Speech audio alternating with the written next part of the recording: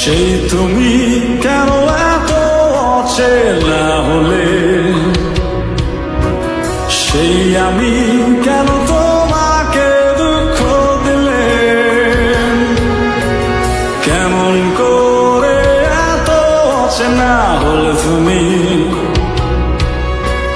কিভাবে এত বদলে গেছি এই আমি। ও বুকেরই সব কষ্ট